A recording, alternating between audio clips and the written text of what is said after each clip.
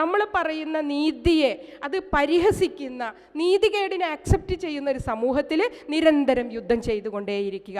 നമുക്ക് പീരങ്കിയല്ല, വലിയ യുദ്ധങ്ങൾ തോക്കുകൊണ്ട് ചെയ്യാൻ പറ്റില്ല, പക്ഷേ ഒരു ഈർക്കിൾ കൊണ്ടെങ്കിലും സദാ നമ്മൾ പാട്രിയാർക്കി സിസ്റ്റത്തെ അടിച്ചുകൊണ്ടിരിക്കുക. അങ്ങനെയായാൽ ഈ തന്തവൽക്കരിക്കപ്പെട്ട ലോകത്തിന് ചെറിയ ചെറിയ മുറിവുകൾ പറ്റിക്കാൻ നമുക്ക് പറ്റും. ആ മുറിവുകൾ തന്നെ ധാരാളമാണ്. അതായത് ഞങ്ങളെ കോടതിയിലുള്ള പെറ്റീഷൻസ്, ബെയിൽ, എഗ്രിമെൻറ്റ്സ്, കോൺട്രാക്ട്സ്, ഇതിലെല്ലാം ഡോട്ടർ ഓഫ് എന്നുള്ളിടത്ത് അച്ഛനേ ഉണ്ടാവുള്ളൂ. അതേപോലെ വൈഫ് ഓഫ് എന്നുള്ളിടത്ത് ഹസ്ബൻഡിൻ്റെ പേരെഴുതുമ്പോൾ ഒരിക്കലും അവിടെ വൈഫ് ഉണ്ടാവില്ല. അപ്പോൾ ഇങ്ങനെയുള്ള ഡിസ്ക്രിമിനേഷൻ വരുന്ന സമയത്ത് ഞാൻ എൻ്റെ ജീവിതത്തിൽ എൻ്റെ കോടതി വ്യവഹാരങ്ങളിലൊക്കെ ഞാൻ ചെയ്യാറ് ഡോട്ടർ ഓഫ്, എൻ്റെ പെറ്റീഷൻസ്, എഗ്രിമെൻറ്റ്സ്, കോൺട്രാക്ട്സ് എല്ലാം ഞാൻ എഴുതുന്ന സമയത്ത് ഡോട്ടർ ഓഫ് എന്നുള്ളിടത്ത് ഞാൻ ആദ്യം അമ്മയുടെ പേരെഴുതും, പിന്നെ ഞാൻ അച്ഛൻ്റെ പേരെഴുതും. ഇത് ഓപ്പോസിറ്റ് കൗൺസിലർമാർ പുരുഷന്മാരായിട്ട് വരുമ്പോൾ വലിയ പ്രശ്നമാണ്. അവർ ഇതെന്തങ്ങനെ, എന്നിട്ട് വേറൊരു ഇതൊരു ജോയിൻറ്റ് പെറ്റീഷൻ എഴുതുമ്പോൾ അവർ ഈ അമ്മനെയായിട്ട് ഒഴിവാക്കും. അപ്പയ്ക്ക് വിളിച്ച് ചോദിക്കണം എൻ്റെ അമ്മയുടെ പോയിന്ന്, എൻ്റെ കക്ഷിൻ്റെ അമ്മയുടെ പോയിന്ന് ചോദിക്കും. അപ്പോൾ അവർ പറയാം അങ്ങനെ ഒരു പതിവ് ഇവിടെ ഇല്ലല്ലോ. ഞാൻ പറയാം അങ്ങനെ പതിവുണ്ട്, എൻ്റെ പെറ്റീഷനിൽ ഞാനും നിങ്ങളുമായിട്ടുള്ള വ്യവഹാരങ്ങളിൽ അങ്ങനെ എൻ്റെ കക്ഷീൻ്റെ പേരിൽ അങ്ങനെ ഒരു പതിവ് എനിക്ക് നിർബന്ധമാണ് എന്ന് പറഞ്ഞിട്ട് നിർബന്ധമായിട്ടും എഴുതേണ്ട ഒരവസ്ഥ. ഇത് കണ്ടിട്ട് മലപ്പുറം കുടുംബ കോടതി ജഡ്ജ് ബെഞ്ച് ക്ലർക്കിനോട് ചോദിച്ചേക്കുക, ഈ വക്കീലിൻ്റെ പെറ്റീഷൻസിലൊക്കെ ഇങ്ങനെ അമ്മൻ്റെ പേരെഴുതണ്ടല്ലോ. അപ്പോൾ ഒരു ജഡ്ജ് വരെ ചോദിക്കേണ്ട ഒരു അവസ്ഥ വരികയാണ്.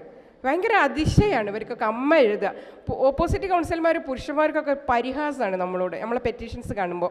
കൂടാതെ DTP എടുക്കാൻ പോകുമ്പോൾ ഒരു ചിരിയാണ്, അടുത്ത DTP എടുക്കുന്ന പെണ്ണുങ്ങൾക്കൊക്കെ ഒരു പരിഹാസ ചിരിയാണ്.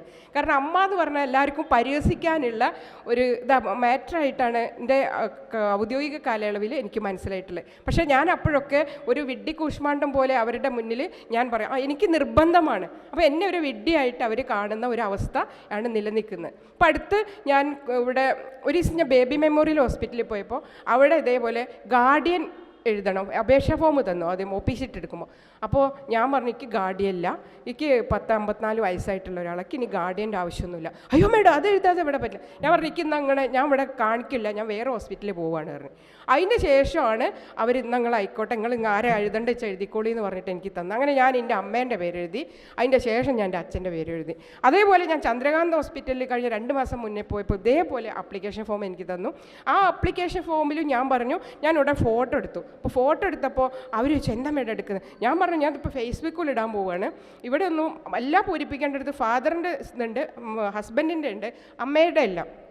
ഞാൻ പറഞ്ഞു എനിക്ക് അമ്മയുടെ പേരെഴുതാത്ത ഒരു ഫോം ഇല്ല, ഒരു ഹോസ്പിറ്റലിൽ കാണിക്കാൻ താല്പര്യമില്ല, ഞാൻ കൊണ്ടുപോയിട്ട് ഞാൻ ഫേസ്ബുക്കിലിടാൻ പോവുകയാണ് ഇറങ്ങി. ഞാൻ അത് ഫേസ്ബുക്കിലിടും. അയ്യോ എന്ന് പറഞ്ഞാൽ നല്ല തിരക്കുള്ള സമയം. ഞാൻ അവിടെ ഇങ്ങനെ നിൽക്കുന്ന സമയത്ത് വേഗം ഒരു സ്ത്രീ ഓടി വന്ന് മേഡം വരൂ പറഞ്ഞ് എന്നെ അവിടെ കൂട്ടിക്കൊണ്ടുപോയി മുകളിലെ റൂമിലേക്ക്. അവിടുത്തെ എന്താണ് PR ആരോ ആണെന്ന് പറഞ്ഞു. അപ്പോൾ എന്താ പ്രശ്നം മേഡം ഞാൻ അവർ ഒരു 35 വയസ്സായ സ്ത്രീയാണ്. ഞാൻ അവരോട് പറഞ്ഞു നിങ്ങൾ ഈ അപേക്ഷ ഫോം എന്തൊരു അശ്ലീലം നിറഞ്ഞതാണ്, ഇവിടെ നിങ്ങൾക്ക് അമ്മയില്ലാതെയാണോ ഉണ്ടായത് ചോദിച്ചു.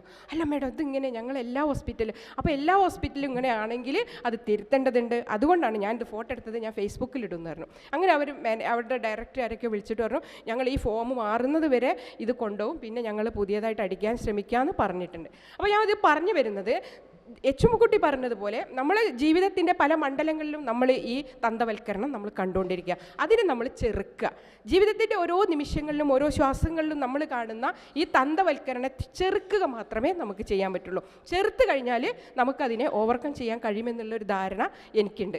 അത് നിങ്ങൾ പലപ്പോഴും നിങ്ങളുടെ ജീവിതത്തിലൊക്കെ ഇങ്ങനത്തെ സംഭവങ്ങളുണ്ടാവും. അതൊക്കെ ചെറുക്കുക. അപ്പോൾ അടുത്തൊരു കല്യാണക്കത്തിൻ്റെ വീട്ടിൽ വന്നു കഴിഞ്ഞ ആഴ്ച. അതിൽ എൻ്റെ വീട്ടിലെ എൻ്റെ ഒരു കസിൻ്റെ ഒരു കല്യാണമായിരുന്നു. അതിൽ പേരെഴുതിയപ്പോൾ സൺ ഓഫ് എന്നുള്ളിടത്ത് ഫാദർ മാത്രമേ ഉള്ളൂ, മദറില്ല. അപ്പോൾ ഞാൻ ചോദിച്ചു മോനെ അമ്മയുടെ എന്ന് ചോദിച്ചു. നിങ്ങളിപ്പോഴും ആ പണ്ടത്തെ നിങ്ങളെന്തോ സംഘടനയ്ക്കല്ലേ അതൊന്നും നിങ്ങൾ പോകുന്നില്ലേന്ന് എന്നോട് ചോദിച്ചു. ഞാൻ പറഞ്ഞു മോനെ അമ്മനെ ചേർക്കണം, അമ്മ അല്ലേ ആദ്യം ഉണ്ടാവുന്നത്, അമ്മ ഉണ്ടായതിൻ്റെ ശേഷമല്ലേ അച്ഛനെ പറയാൻ പറ്റുള്ളൂ, ഇത് ചേർക്കണം. അപ്പോൾ അത് മനസ്സിലാക്കാൻ കഴിയാത്ത, നമ്മൾ പറയുന്ന നീതിയെ അത് പരിഹസിക്കുന്ന, നീതികേടിനെ ആക്സെപ്റ്റ് ചെയ്യുന്ന ഒരു സമൂഹത്തിൽ നിരന്തരം യുദ്ധം ചെയ്തുകൊണ്ടേയിരിക്കുക. നമുക്ക് പീരങ്കി വലിയ യുദ്ധങ്ങൾ തോക്കുകൊണ്ട് ചെയ്യാൻ പറ്റില്ല. പക്ഷേ ഒരു ഈർക്കിൾ കൊണ്ടെങ്കിലും സദാ നമ്മൾ പാട്രിയാർക്കി സിസ്റ്റത്തെ അടിച്ചുകൊണ്ടിരിക്കുക. അങ്ങനെയായാൽ ഈ തന്തവൽക്കരിക്കപ്പെട്ട ലോകത്തിന് ചെറിയ ചെറിയ മുറിവുകൾ പറ്റിക്കാൻ നമുക്ക് പറ്റും. ആ മുറിവുകൾ തന്നെ ധാരാളമാണ്.